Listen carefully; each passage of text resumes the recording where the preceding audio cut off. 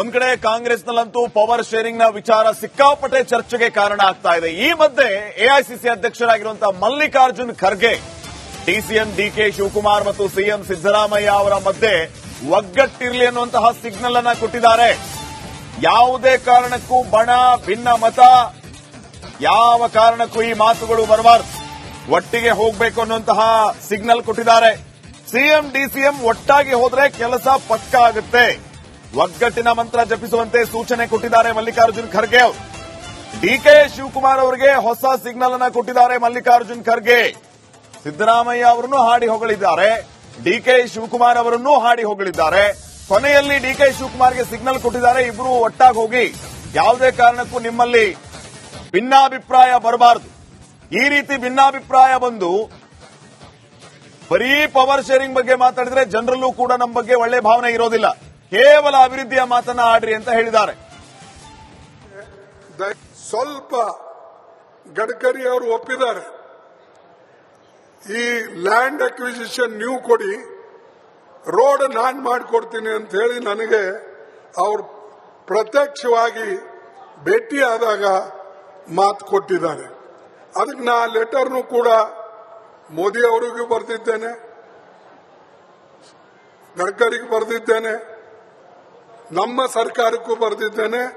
ಈ ಕಂಡೀಷನ್ ಇದೆ, ದಯವಿಟ್ಟು ಈ ಕಂಡೀಷನ್ಗೆ ನೀವು ಒಪ್ಕೊಂಡು ಎಲ್ಲಿ ಲ್ಯಾಂಡ್ ಅಕ್ವಿಸಿಷನ್ ಮಾಡಬೇಕೋ ಅಲ್ಲಿ ಮಾಡಿಕೊಡಿ, ಎಲ್ಲಿ ಸರ್ಕಾರಿ ಜಮೀನಿದೆ ಅಂತ ಕಡೆ ನೇರವಾಗಿ ನಾವು ನಡೆಸ್ಕೊಳ್ಬಹುದು.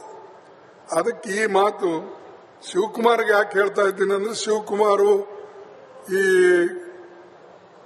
ಸಿದ್ದರಾಮಯ್ಯ ಇಬ್ಬರು ಸೇರಿದ್ರೆ ನಮ್ ಕೆಲಸ ಆಗ್ತದೆ, ಇಲ್ಲದ್ರೆ ಹಿಂಗಾದ್ರೆ ಕಷ್ಟ. ಅದಕ್ಕೆ ನಾವೆಲ್ಲ ಹಿಂಗೆ ಹೋಗ್ಬೇಕು ಅಂತ ನಮ್ದೊಂದಿದೆ. ನಾನು ಹೇಳೋದೇನಂದ್ರೆ, ಈ ಶಿವಕುಮಾರ್ ಸಿದ್ದರಾಮಯ್ಯ ಹಿಂಗೋದ್ರೆ ಸರಿ, ಹಿಂಗೋದ್ರೆ ನಮ್ಗೆ ತೊಂದರೆ. ಅದಕ್ಕೆ ನನಗೆ ನನಗೆ ನನಗೆ ನನಗೆ ರಸ್ತೆ ಬೇಕು, ನನಗೆ ಸ್ಕೂಲ್ ಬೇಕು, ನನಗೆ ನೀರಾವರಿ ಬೇಕು, ನನ್ನ ಆರೋಗ್ಯ ಕೇಂದ್ರಗಳು ಬೇಕು.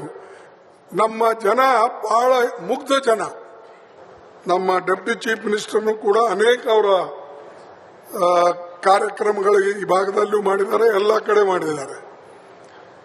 ವಿಶೇಷವಾಗಿ ಪವರ್ ಮಿನಿಸ್ಟರ್ ಆಗಿ, ಇರಿಗೇಷನ್ ಮಿನಿಸ್ಟರ್ ಆಗಿ ಮತ್ತು ನಮ್ಮ ಕಾಂಗ್ರೆಸ್ ಪಕ್ಷದ ಅಧ್ಯಕ್ಷರಾಗಿ ಅನೇಕ ರೀತಿಯಿಂದ ಅವರು ಪಕ್ಷಕ್ಕೆ, ಸರ್ಕಾರಕ್ಕೆ, ಜನರಿಗೆ ಸೇವೆ ಮಾಡಿಕೊಂಡು ದುಡ್ಕೊಂಡು ಬಂದಿದ್ದಾರೆ. ನಾನು ಅವರಿಗೂ ಹಾಗೂ ಸಿದ್ದರಾಮಯ್ಯನವರಿಗೂ ನನ್ನ ವತಿಯಿಂದ, ನಿಮ್ಮ ವತಿಯಿಂದ ಅಭಿನಂದಿಸ್ತೇನೆ. ಹೀಗೆ ಒಂದಾಗಿ ನೀವು ಹೋಗಿ ರಾಜ್ಯದ ಅಭಿವೃದ್ಧಿ ಕಡೆ ಹೆಚ್ಚಿನ ಗಮನವನ್ನು ಕೊಡ್ರಿ ಹೊರತಾಗಿ ನಾವು ಅಭಿವೃದ್ಧಿ ಬಿಟ್ಟು ಮಾತನಾಡಿದರೆ ಖಂಡಿತವಾಗಿ ಜನ ಎಂದು ನಮಗೆ ಮೆಚ್ಚೋದಿಲ್ಲ. ಈ ಬಗ್ಗೆ ಇನ್ನಷ್ಟು ಮಾಹಿತಿಯನ್ನ ನೀಡ್ತಾರೆ ಪ್ರತಿನಿಧಿ ಬಸವರಾಜ್. ಈಗ ನೇರ ಸಂಪರ್ಕದಲ್ಲಿ ಜಾಯ್ನ್ ಆಗ್ತಿದ್ದಾರೆ. ಬಸವರಾಜ್, ಇಲ್ಲಿ ಖರ್ಗೆ ಅವರು ಡಿಕೆ ಶಿವಕುಮಾರ್ಗೆ ಸಿಗ್ನಲ್ ಕೊಡೋದಕ್ಕಿಂತ ಸಿದ್ದರಾಮಯ್ಯ ಅವರಿಗೆ ಸೂಚನೆ ಕೊಟ್ರ ಎಲ್ಲದಕ್ಕೂ ಯಾವುದಕ್ಕೂ ರೆಡಿ ಆಗಿರಿ ಅಂತ ಹೇಳಿ, ಈ ರೀತಿ ಅನಿಸ್ತಾ ಇದೆ. ತಾವು ಯಾವ ರೀತಿ ನೋಡ್ತೀರಿ ಇದನ್ನ? ಖಂಡಿತ ಶ್ರೀಪಾದ್, ಇಲ್ಲಿ ಒಂದು ರೀತಿಯಲ್ಲಿ ಕಳೆದ ಡಿಸೆಂಬರ್ನಿಂದ ಸಿಎಂ ಮತ್ತು ಡಿಸಿಎಂ ನಡುವೆ ಶೀತಲ ಸಮರ ನಡೀತಾನೆ ಇದೆ. ನೀವು ಗಮನಿಸಿರಬಹುದು, ಅಧಿಕಾರ ಹಂಚಿಕೆ ಆಗಿದೆ ಅನ್ನುವಂತ ಹೇಳಿಕೆಯನ್ನು ಯಾವಾಗ ಡಿಕೆ ಶಿವಕುಮಾರ್ ಅವರು ಕೊಟ್ಟರು, ಇಬ್ಬರ ಮಧ್ಯೆ ಒಂದಷ್ಟು ಅಂತರ ಆಗಿರತಕ್ಕಂಥದ್ದು. ಜೊತೆಗೆ ಗಾಂಧಿ ಭಾರತ ಕಾರ್ಯಕ್ರಮವನ್ನ ಒನ್ ಮ್ಯಾನ್ ಶೋ ಆಗಿ ಡಿಕೆ ಶಿವಕುಮಾರ್ ಮಾಡಿದ್ರು ಅನ್ನುವಂತ ಒಂದು ಆರೋಪ ಸಿಎಂ ಬಣದಿಂದ ಇತ್ತು. ಜೊತೆಗೆ ಸಿಎಂ ಬಣದವರು ಡಿನ್ನರ್ ಮೀಟಿಂಗ್ ಗಳು ಮಾಡೋದು, ಅದಕ್ಕೆ ಡಿಕೆ ಶಿವಕುಮಾರ್ ಅವರು ರಿಯಾಕ್ಟ್ ಮಾಡೋದು, ಈ ತರದ ಆಂತರಿಕ ಶೀತಲ ಸಮರ ಇದ್ದೇ ಇದೆ. ಎಷ್ಟರ ಮಟ್ಟಿಗೆ ಅಂದ್ರೆ ಡಿಕೆ ಶಿವಕುಮಾರ್ ಅವರು ಸಿಎಂ ಅವರ ಹತ್ತಿರ ಹೋಗ್ತಾನೆ ಇಲ್ಲ ಜಾಸ್ತಿಯಾಗಿ. ಗಮನಿಸಬಹುದು, 4 ಅಕ್ಟೋಬರ್ ಅಲ್ಲೇ ಮುಗಿದಿದ್ದಾವೆ. 4 ಪರಿಷತ್ ಸ್ಥಾನಗಳ ಆಯ್ಕೆ ಆಗಬೇಕಾಗಿತ್ತು. 4 ತಿಂಗಳಾದ್ರೂ ಕೂಡ ಅವನ್ನ ಆಯ್ಕೆ ಮಾಡಕ್ಕಾಗ್ತಿಲ್ಲ. ಅದಕ್ಕೆ ಈ ಇಬ್ಬರ ಕೋಆರ್ಡಿನೇಷನ್ ಆಗ್ತಿಲ್ಲ ಅನ್ನುವಂಥದ್ದು ಬಹಳ ಸ್ಪಷ್ಟವಾಗಿದೆ. ಮತ್ತು ಹಿಂದೆ ಖರ್ಗೆ ಅವರು ಕೂಡ ಹೇಳಿದ್ರು, ನೀವು ಇಬ್ಬರು ಜೊತೆಗೇ ಹೋಗಬೇಕು ಅನ್ನುವಂಥದ್ದು. ಆದ್ರೆ ಇಲ್ಲಿ ಅಧಿಕಾರ ಹಂಚಿಕೆ ಒಂದಷ್ಟು ಸೂತ್ರ ಇರೋದ್ರಿಂದ ಪದೇ ಪದೇ ಡಿಕೆ ಶಿವಕುಮಾರ್ ಅವರು ಮತ್ತು ಸಿದ್ದರಾಮಯ್ಯ ಅವರ ಬಣ್ಣದ ನಡುವೆ ಒಂದಷ್ಟು ವಾಕ್ಸಮರ ನಡೀತಾ ಇರೋದ್ರಿಂದ ಒಂದು ರೀತಿಯಲ್ಲಿ ಸರ್ಕಾರ ಒಳ್ಳೆ ಕೆಲಸಗಳನ್ನು ಮಾಡ್ತಾ ಇದ್ರು ಕೂಡ ಅದು ಆಗ್ತಿಲ್ಲ ಅನ್ನುವಂತ ಭಾವನೆ ಎಐಸಿಸಿ ಅಧ್ಯಕ್ಷರಲ್ಲಿದೆ. ಆದ್ರಿಂದ ನೀವಿಬ್ಬರು ಪಕ್ಷನ ಉಳಿಬೇಕು, ಸರ್ಕಾರ ಉಳಿಬೇಕು ಮತ್ತು ಮತ್ತೆ ಮತ್ತೆ ಅಧಿಕಾರನ ಹಿಡಿಬೇಕು ಅನ್ನೋದಾದ್ರೆ ಸಿಎಂ ಡಿಸಿಎಂ ಇಬ್ಬರು ಒಟ್ಟಾಗಿ ಹೋಗಬೇಕು ಅನ್ನುವಂತ ಭಾವನೆ ಖರ್ಗೆ ಅವರಲ್ಲಿ ಇದ್ದಂತೆ ಕಾಣಿಸ್ತಾ ಇದೆ. ಯಾಕಂದ್ರೆ ಬಜೆಟ್ ಅಧಿವೇಶನ ಮುಗಿದ ನಂತರ ಮತ್ತಷ್ಟು ಜೋರಾಗುವಂತ ಸಾಧ್ಯತೆಗಳಿದಾವೆ ಒಂದು ಅಧಿಕಾರ ಹಂಚಿಕೆ ವಿಚಾರವಾಗಿ. ಅದರ ಸೂಚನೆಯನ್ನ ಅರ್ಥಂತೆ ಖರ್ಗೆ ಅವರು ಕಾಣಿಸ್ತಾ ಇದೆ. ಇಬ್ಬರು ಒಟ್ಟಾಗಿ ಹೋಗಿ ಅನ್ನುವಂತ ಸೂಚನೆ ಅಂತೂ ಇದೆ. ಆದರೆ ಇಲ್ಲಿ ಡಿಸಿಎಂ ಡಿಕೆ ಶಿವಕುಮಾರ್ ಅವರು ಮಾಡ್ತಾ ಇರ್ತಕ್ಕಂಥ ಒಂದಷ್ಟು ದಾಳಗಳೇನಿದಾವಲ್ಲ, ನಾವು ಮುಂದೆ ಅಧಿಕಾರ ಹಿಡಿಬೇಕು ಅನ್ನುವಂಥದ್ದು ಮತ್ತು ಸಿದ್ದರಾಮಯ್ಯ ಅವರ ಬಣ್ಣದವರು ನಾವು ಯಾವುದೇ ಕಾರಣಕ್ಕೂ ಸೀಟ್ ಬಿಟ್ಟು ಕೊಡಬಾರ್ದು ಅನ್ನುವಂಥದ್ದು ಇದೆಯಲ್ಲ, ಅದು ಒಂದು ರೀತಿಯಲ್ಲಿ ಕ್ಲಾಶ್ ಆಗ್ತಾ ಇರ್ತಕ್ಕಂಥದ್ದು ಮತ್ತು ಪಕ್ಷದಲ್ಲಿ ಆಂತರಿಕ ವೈಷಮ್ಯಕ್ಕೂ ಕೂಡ ಕಾರಣ ಆಗ್ತಾ ಇರ್ತಕ್ಕಂಥದ್ದು. ಇದು ಹೈಕಮಾಂಡ್ ಕೂಡ ಪದೇ ಪದೇ ತಲೆನೋವಾಗಿ ಪರಿಣಮಿಸ್ತಾ ಇದೆ. ಈಗ ಸದ್ಯಕ್ಕೆ ಸೂಚನೆಯನ್ನ ಖರ್ಗೆ ಅವರು ಕೊಟ್ಟರು ಕೂಡ ಮುಂದಿನ ದಿನಗಳಲ್ಲಿ ಅದು ಮತ್ತಷ್ಟು ಭಾರಿಯಾಗಿ ಕಾಂಗ್ರೆಸ್ ಪಕ್ಷದಲ್ಲಿ ದೊಡ್ಡ ಮಟ್ಟದ ಜಗಳ ಆಗುವಂತ ಸಾಧ್ಯತೆಗಳು ಅರ್ಥಂತೆ ಕಾಣಿಸ್ತಾ ಇದೆ. ಶ್ರೀಪಾದ್, ಥ್ಯಾಂಕ್ ಯು ಬಸವರಾಜ್ ಮಾಹಿತಿಗಾಗಿ.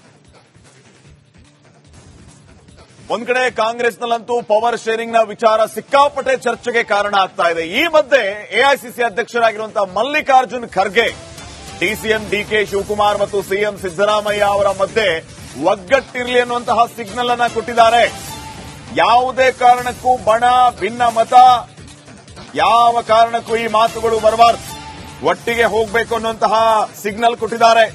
ಸಿಎಂ ಡಿಸಿಎಂ ಒಟ್ಟಾಗಿ ಹೋದ್ರೆ ಕೆಲಸ ಪಕ್ಕಾ ಆಗುತ್ತೆ, ಒಗ್ಗಟ್ಟಿನ ಮಂತ್ರ ಜಪಿಸುವಂತೆ ಸೂಚನೆ ಕೊಟ್ಟಿದ್ದಾರೆ ಮಲ್ಲಿಕಾರ್ಜುನ್ ಖರ್ಗೆ ಅವರು. ಡಿಕೆ ಶಿವಕುಮಾರ್ ಅವರಿಗೆ ಹೊಸ ಸಿಗ್ನಲ್ ಅನ್ನ ಕೊಟ್ಟಿದ್ದಾರೆ ಮಲ್ಲಿಕಾರ್ಜುನ್ ಖರ್ಗೆ. ಸಿದ್ದರಾಮಯ್ಯ ಅವರನ್ನು ಹಾಡಿ ಹೊಗಳಿದ್ದಾರೆ, ಡಿಕೆ ಶಿವಕುಮಾರ್ ಅವರನ್ನು ಹಾಡಿ ಹೊಗಳಿದ್ದಾರೆ. ಕೊನೆಯಲ್ಲಿ ಡಿಕೆ ಶಿವಕುಮಾರ್ಗೆ ಸಿಗ್ನಲ್ ಕೊಟ್ಟಿದ್ದಾರೆ, ಇಬ್ರು ಒಟ್ಟಾಗಿ ಹೋಗಿ, ಯಾವುದೇ ಕಾರಣಕ್ಕೂ ನಿಮ್ಮಲ್ಲಿ ಭಿನ್ನಾಭಿಪ್ರಾಯ ಬರಬಾರದು. ಈ ರೀತಿ ಭಿನ್ನಾಭಿಪ್ರಾಯ ಬಂದು ಬರೀ ಪವರ್ ಶೇರಿಂಗ್ ಬಗ್ಗೆ ಮಾತಾಡಿದ್ರೆ ಜನರಲ್ಲೂ ಕೂಡ ನಮ್ಮ ಬಗ್ಗೆ ಒಳ್ಳೆ ಭಾವನೆ ಇರೋದಿಲ್ಲ, ಕೇವಲ ಅಭಿವೃದ್ಧಿಯ ಮಾತನ್ನ ಆಡ್ರಿ ಅಂತ ಹೇಳಿದ್ದಾರೆ. ಸ್ವಲ್ಪ ಗಡ್ಕರಿ ಅವರು ಒಪ್ಪಿದ್ದಾರೆ, ಈ ಲ್ಯಾಂಡ್ ಅಕ್ವಿಸಿಷನ್ ನೀವು ಕೊಡಿ, ರೋಡ್ ನಾನ್ ಮಾಡಿಕೊಡ್ತೀನಿ ಅಂತ ಹೇಳಿ ನನಗೆ ಅವರು ಪ್ರತ್ಯಕ್ಷವಾಗಿ ಭೇಟಿಯಾದಾಗ ಮಾತು ಕೊಟ್ಟಿದ್ದಾರೆ.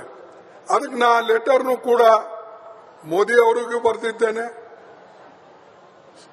ಗಡ್ಕರಿಗೆ ಬರೆದಿದ್ದೇನೆ, ನಮ್ಮ ಸರ್ಕಾರಕ್ಕೂ ಬರೆದಿದ್ದೇನೆ. ಈ ಕಂಡೀಷನ್ ಇದೆ, ದಯವಿಟ್ಟು ಈ ಕಂಡೀಷನ್ಗೆ ನೀವು ಒಪ್ಕೊಂಡು ಎಲ್ಲಿ ಲ್ಯಾಂಡ್ ಅಕ್ವಿಸಿಷನ್ ಮಾಡಬೇಕೋ ಅಲ್ಲಿ ಮಾಡಿಕೊಡಿ, ಎಲ್ಲಿ ಸರ್ಕಾರಿ ಜಮೀನಿದೆ ಅಂತ ಕಡೆ ನೇರವಾಗಿ ನಾವು ನಡೆಸ್ಕೊಳ್ಬಹುದು.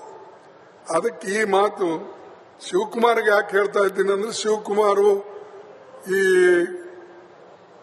ಸಿದ್ದರಾಮಯ್ಯ ಇಬ್ಬರು ಸೇರಿದ್ರೆ ನಮ್ಮ ಕೆಲಸ ಆಗ್ತದೆ, ಇಲ್ಲದ್ರೆ ಹಿಂಗಾದ್ರೆ ಕಷ್ಟ. ಅದಕ್ಕೆ ನಾವೆಲ್ಲ ಹಿಂಗೆ ಹೋಗ್ಬೇಕು ಅಂತ ನಮ್ದೊಂದಿದೆ. ನಾನು ಹೇಳೋದೇನಂದ್ರೆ, ಈ ಶಿವಕುಮಾರ್ ಸಿದ್ದರಾಮಯ್ಯ ಹಿಂಗೋದ್ರೆ ಸರಿ, ಹಿಂಗೋದ್ರೆ ನಮ್ಗೆ ತೊಂದರೆ. ಅದಕ್ಕೆ ನನಗೆ ನನಗೆ ನನಗೆ ನನಗೆ ರಸ್ತೆ ಬೇಕು, ನನಗೆ ಸ್ಕೂಲ್ ಬೇಕು, ನನಗೆ ನೀರಾವರಿ ಬೇಕು, ನನಗೆ ಆರೋಗ್ಯ ಕೇಂದ್ರಗಳು ಬೇಕು. ನಮ್ಮ ಜನ ಬಹಳ ಮುಗ್ಧ ಜನ. ನಮ್ಮ ಡೆಪ್ಟಿ ಚೀಫ್ ಮಿನಿಸ್ಟರ್ನು ಕೂಡ ಅನೇಕ ಅವರ ಕಾರ್ಯಕ್ರಮಗಳು ಈ ಭಾಗದಲ್ಲೂ ಮಾಡಿದ್ದಾರೆ, ಎಲ್ಲ ಕಡೆ ಮಾಡಿದ್ದಾರೆ. ವಿಶೇಷವಾಗಿ ಪವರ್ ಮಿನಿಸ್ಟರ್ ಆಗಿ, ಇರಿಗೇಷನ್ ಮಿನಿಸ್ಟರ್ ಆಗಿ ಮತ್ತು ನಮ್ಮ ಕಾಂಗ್ರೆಸ್ ಪಕ್ಷದ ಅಧ್ಯಕ್ಷರಾಗಿ ಅನೇಕ ರೀತಿಯಿಂದ ಅವರು ಪಕ್ಷಕ್ಕೆ, ಸರ್ಕಾರಕ್ಕೆ, ಜನರಿಗೆ ಸೇವೆ ಮಾಡಿಕೊಂಡು ದುಡ್ಕೊಂಡು ಬಂದಿದ್ದಾರೆ. ನಾನು ಅವರಿಗೂ ಹಾಗೂ ಸಿದ್ದರಾಮಯ್ಯನವರಿಗೂ ನನ್ನ ವತಿಯಿಂದ, ನಿಮ್ಮ ವತಿಯಿಂದ ಅಭಿನಂದಿಸ್ತೇನೆ. ಹೀಗೆ ಒಂದಾಗಿ ನೀವು ಹೋಗಿ ರಾಜ್ಯದ ಅಭಿವೃದ್ಧಿ ಕಡೆ ಹೆಚ್ಚಿನ ಗಮನವನ್ನು ಕೊಡ್ರಿ ಹೊರತಾಗಿ ನಾವು ಅಭಿವೃದ್ಧಿ ಬಿಟ್ಟು ಮಾತನಾಡಿದರೆ ಖಂಡಿತವಾಗಿ ಜನ ಎಂದು ನಮಗೆ ಮೆಚ್ಚೋದಿಲ್ಲ. ಈ ಬಗ್ಗೆ ಇನ್ನಷ್ಟು ಮಾಹಿತಿಯನ್ನ ನೀಡ್ತಾರೆ ಪ್ರತಿನಿಧಿ ಬಸವರಾಜ್. ಈಗ ನೇರ ಸಂಪರ್ಕದಲ್ಲಿ ಜಾಯ್ನ್ ಆಗ್ತಿದ್ದಾರೆ. ಬಸವರಾಜ್, ಇಲ್ಲಿ ಖರ್ಗೆ ಅವರು ಡಿಕೆ ಶಿವಕುಮಾರ್ಗೆ ಸಿಗ್ನಲ್ ಕೊಡೋದಕ್ಕಿಂತ ಸಿದ್ದರಾಮಯ್ಯ ಅವರಿಗೆ ಸೂಚನೆ ಕೊಟ್ರ ಎಲ್ಲದಕ್ಕೂ ಯಾವುದಕ್ಕೂ ರೆಡಿ ಆಗಿರಿ ಅಂತ ಹೇಳಿ ಈ ರೀತಿ ಅನಿಸ್ತಾ ಇದೆ. ತಾವು ಯಾವ ರೀತಿ ನೋಡ್ತೀರಿ ಇದನ್ನ? ಖಂಡಿತ ಶ್ರೀಪಾದ್, ಇಲ್ಲಿ ಒಂದ್ ರೀತಿಯಲ್ಲಿ ಕಳೆದ ಡಿಸೆಂಬರ್ನಿಂದ ಸಿಎಂ ಮತ್ತು ಡಿಸಿಎಂ ನಡುವೆ ಶೀತಲ ಸಮರ ನಡೀತಾನೆ ಇದೆ. ನೀವು ಗಮನಿಸಿರಬಹುದು, ಅಧಿಕಾರ ಹಂಚಿಕೆ ಆಗಿದೆ ಅನ್ನುವಂತ ಹೇಳಿಕೆಯನ್ನು ಯಾವಾಗ ಡಿ ಕೆ ಶಿವಕುಮಾರ್ ಅವರು ಕೊಟ್ಟರು, ಇಬ್ಬರ ಮಧ್ಯೆ ಒಂದಷ್ಟು ಅಂತರ ಆಗಿರ್ತಕ್ಕಂಥದ್ದು. ಜೊತೆಗೆ ಗಾಂಧಿ ಭಾರತ ಕಾರ್ಯಕ್ರಮವನ್ನ ಒನ್ ಮ್ಯಾನ್ ಶೋ ಆಗಿ ಡಿ ಕೆ ಶಿವಕುಮಾರ್ ಮಾಡಿದ್ರು ಅನ್ನುವಂತ ಒಂದು ಆರೋಪ ಸಿಎಂ ಬಣದಿಂದ ಇತ್ತು. ಜೊತೆಗೆ ಸಿಎಂ ಬಣದವರು ಡಿನ್ನರ್ ಮೀಟಿಂಗ್ ಗಳು ಮಾಡೋದು, ಅದಕ್ಕೆ ಡಿ ಕೆ ಶಿವಕುಮಾರ್ ಅವರು ರಿಯಾಕ್ಟ್ ಮಾಡೋದು, ಈ ತರದ ಆಂತರಿಕ ಶೀತಲ ಸಮರ ಇದ್ದೇ ಇದೆ. ಎಷ್ಟರ ಮಟ್ಟಿಗೆ ಅಂದ್ರೆ ಡಿ ಕೆ ಶಿವಕುಮಾರ್ ಅವರು ಸಿಎಂ ಅವರ ಹತ್ರ ಹೋಗ್ತಾನೆ ಇಲ್ಲ ಜಾಸ್ತಿಯಾಗಿ. ಗಮನಿಸಬಹುದು, 4 ಅಕ್ಟೋಬರ್ ಅಲ್ಲೇ ಮುಗಿದಿದ್ದಾವೆ. 4 ಪರಿಷತ್ ಸ್ಥಾನಗಳ ಆಯ್ಕೆ ಆಗಬೇಕಾಗಿತ್ತು. 4 ತಿಂಗಳಾದ್ರೂ ಕೂಡ ಅವ್ನು ಆಯ್ಕೆ ಮಾಡಕ್ಕಾಗ್ತಿಲ್ಲ. ಅದಕ್ಕೆ ಈ ಇಬ್ಬರ ಕೋಆರ್ಡಿನೇಷನ್ ಆಗ್ತಿಲ್ಲ ಅನ್ನುವಂಥದ್ದು ಬಹಳ ಸ್ಪಷ್ಟವಾಗಿದೆ. ಮತ್ತು ಹಿಂದೆ ಖರ್ಗೆ ಅವರು ಕೂಡ ಹೇಳಿದ್ರು, ನೀವು ಇಬ್ಬರು ಜೊತೆಗೆ ಹೋಗಬೇಕು ಅನ್ನುವಂಥದ್ದು. ಆದ್ರೆ ಇಲ್ಲಿ ಅಧಿಕಾರ ಹಂಚಿಕೆಯ ಒಂದಷ್ಟು ಸೂತ್ರ ಇರೋದ್ರಿಂದ ಪದೇ ಪದೇ ಡಿ ಕೆ ಶಿವಕುಮಾರ್ ಅವರು ಮತ್ತು ಡಿ ಸಿದ್ದರಾಮಯ್ಯ ಅವರ ಬಣ್ಣದ ನಡುವೆ ಒಂದಷ್ಟು ವಾಕ್ಸಮರ ನಡೀತಾ ಇರೋದ್ರಿಂದ ಒಂದ್ ರೀತಿಯಲ್ಲಿ ಸರ್ಕಾರ ಒಳ್ಳೆ ಕೆಲಸಗಳನ್ನು ಮಾಡ್ತಾ ಇದ್ರು ಕೂಡ ಅದು ಆಗ್ತಿಲ್ಲ ಅನ್ನುವಂತ ಭಾವನೆ ಎಐಸಿಸಿ ಅಧ್ಯಕ್ಷರಲ್ಲಿದೆ. ಆದ್ರಿಂದ ನೀವಿಬ್ಬರು ಪಕ್ಷನ ಉಳಿಬೇಕು, ಸರ್ಕಾರ ಉಳಿಬೇಕು ಮತ್ತು ಮತ್ತೆ ಅಧಿಕಾರನ ಹಿಡಿಬೇಕು ಅನ್ನೋದಾದ್ರೆ ಸಿಎಂ ಡಿಸಿಎಂ ಇಬ್ಬರು ಒಟ್ಟಾಗಿ ಹೋಗಬೇಕು ಅನ್ನುವಂತ ಭಾವನೆ ಖರ್ಗೆ ಅವರಲ್ಲಿ ಇದ್ದಂತೆ ಕಾಣಿಸ್ತಾ ಇದೆ. ಯಾಕಂದ್ರೆ ಬಜೆಟ್ ಅಧಿವೇಶನ ಮುಗಿದ ನಂತರ ಮತ್ತಷ್ಟು ಜೋರಾಗುವಂತ ಸಾಧ್ಯತೆಗಳಿದಾವೆ ಒಂದು ಅಧಿಕಾರ ಹಂಚಿಕೆ ವಿಚಾರವಾಗಿ. ಅದರ ಸೂಚನೆಯನ್ನ ಅರ್ಥಂತೆ ಖರ್ಗೆ ಅವರು ಕಾಣಿಸ್ತಾ ಇದೆ. ಇಬ್ಬರು ಒಟ್ಟಾಗಿ ಹೋಗಿ ಅನ್ನುವಂತ ಸೂಚನೆ ಅಂತೂ ಇದೆ. ಆದರೆ ಇಲ್ಲಿ ಡಿಸಿಎಂ ಡಿ ಕೆ ಶಿವಕುಮಾರ್ ಅವರು ಮಾಡ್ತಾ ಇರ್ತಕ್ಕಂಥ ಒಂದಷ್ಟು ದಾಳಗಳೇನಿದಾವಲ್ಲ, ನಾವು ಮುಂದೆ ಅಧಿಕಾರ ಹಿಡಿಬೇಕು ಅನ್ನುವಂಥದ್ದು ಮತ್ತು ಸಿದ್ದರಾಮಯ್ಯ ಅವರ ಬಣ್ಣದವರು ನಾವು ಯಾವುದೇ ಕಾರಣಕ್ಕೂ ಸೀಟ್ ಬಿಟ್ಟು ಕೊಡಬಾರದು ಅನ್ನುವಂಥದ್ದು ಇದೆಯಲ್ಲ, ಅದು ಒಂದು ರೀತಿಯಲ್ಲಿ ಕ್ಲಾಶ್ ಆಗ್ತಾ ಇರ್ತಕ್ಕಂಥದ್ದು ಮತ್ತು ಪಕ್ಷದಲ್ಲಿ ಆಂತರಿಕ ವೈಷಮ್ಯಕ್ಕೂ ಕೂಡ ಕಾರಣ ಆಗ್ತಾ ಇರ್ತಕ್ಕಂಥದ್ದು. ಇದು ಹೈಕಮಾಂಡ್ ಕೂಡ ಪದೇ ತಲೆನೋವಾಗಿ ಪರಿಣಮಿಸ್ತಾ ಇದೆ. ಈಗ ಸದ್ಯಕ್ಕೆ ಸೂಚನೆಯನ್ನ ಖರ್ಗೆ ಅವರು ಕೊಟ್ಟರು ಕೂಡ ಮುಂದಿನ ದಿನಗಳಲ್ಲಿ ಅದು ಮತ್ತಷ್ಟು ಭಾರಿಯಾಗಿ ಕಾಂಗ್ರೆಸ್ ಪಕ್ಷದಲ್ಲಿ ದೊಡ್ಡ ಮಟ್ಟದ ಜಗಳ ಆಗುವಂತ ಸಾಧ್ಯತೆಗಳು ಅರ್ಥಂತೆ ಕಾಣಿಸ್ತಾ ಇದೆ. ಶ್ರೀಪಾದ್, ಥ್ಯಾಂಕ್ ಯು ಬಸವರಾಜ್ ಮಾಹಿತಿಗಾಗಿ.